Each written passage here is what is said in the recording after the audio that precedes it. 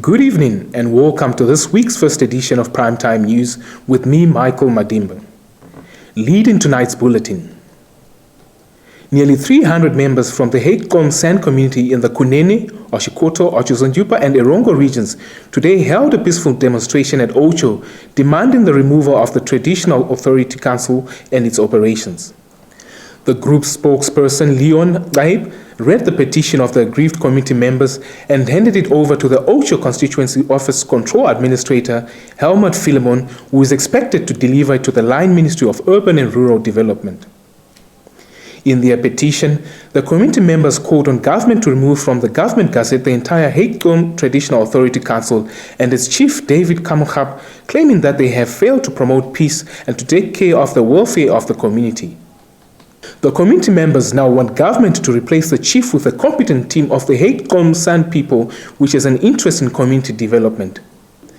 In response to the issues raised by the community, Chief Kamukhab told Nampa that he does not know what vendetta the community members hold against him, as he is trying to be as transparent as possible in the execution of his traditional administration.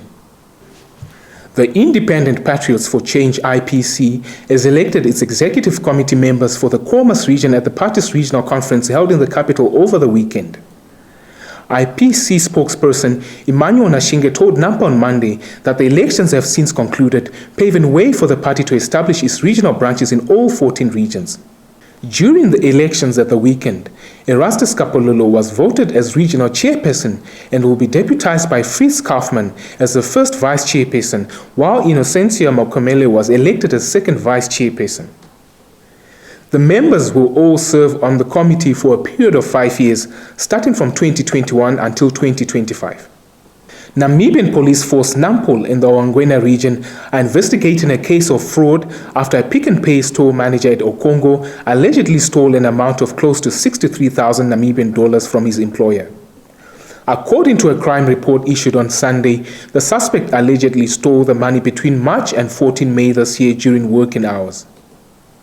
It is further alleged that the suspect used the supervisor's authorization cards without their knowledge to make refund transactions and remove the same amount of money from the teller machines. No recovery or arrest was made. In a separate incident, a 34-year-old man was arrested after he was allegedly found in possession of 60 liters of petrol without a permit at Ashifo in the Ruakana constituency on Friday.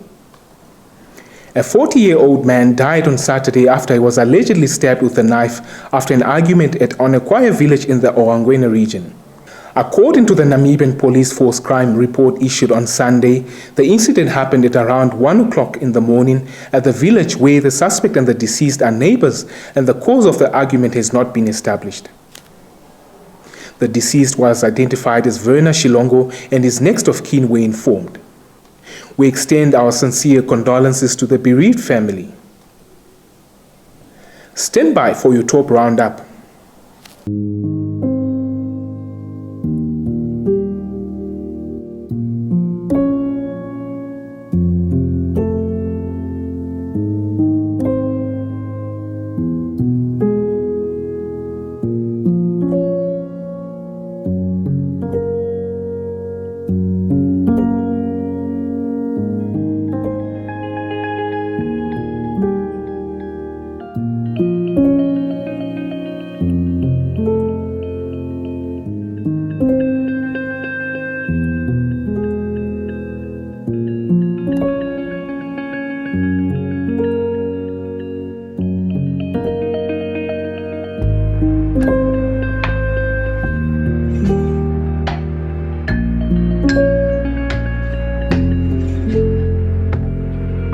In tonight's business news, a corruption case against former South African President Jacob Zuma and French company Thales related to a $2 billion arms deal was adjourned today to May 26.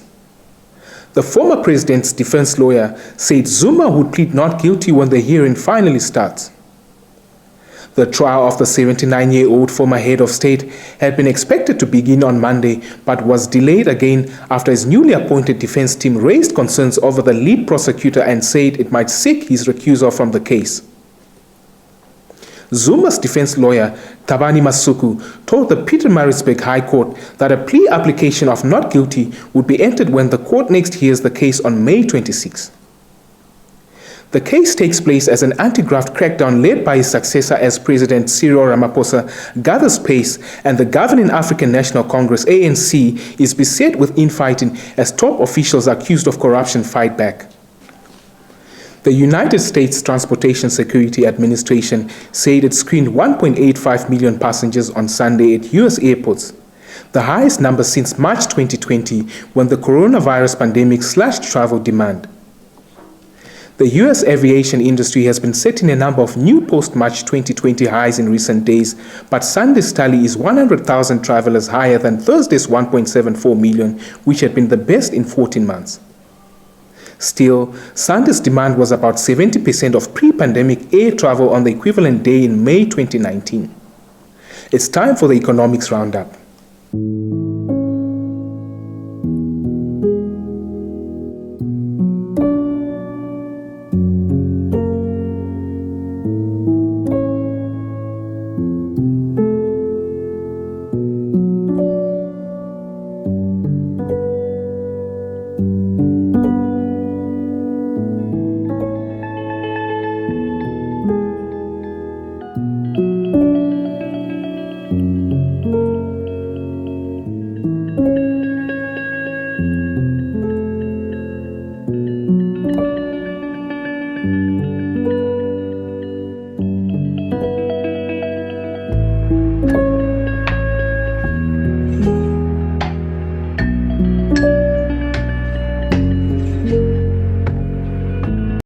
Leading tonight's sports news, Okahanja Football League has yet again produced dramatic fixtures over the weekend as the Guardians Football Club maintained its spot after defeating arch-rivals Okahanja FC by 3-2. The weekend also saw California and Legends FC recording first victories, with Young Fresh climbing to the second spot with 2 points adrift from Guardians FC's 15 points by thrashing Okakambe FC by 5-0. California FC, en route to its first victory, also recorded a 5-0 win over Battle Boys FC on Saturday at the now Ibe Stadium. Legends FC defeated Mikra FC by 1-0 on Sunday. In boxing news, Vikapita Beastmaster Miroro redeemed himself with a brutal 6th-round knockout of previously undefeated Germany boxer Shokran Pavarny on Saturday evening in Moscow, Russia. The Namibian boxer now has a record of 30 wins and 10 losses. His last fight was a loss in Tanzania on 29 January 2021 against Tervel Pulev. His opponent Parvani now has a record of 1 defeat from 16 fights. Your sports roundup is up next.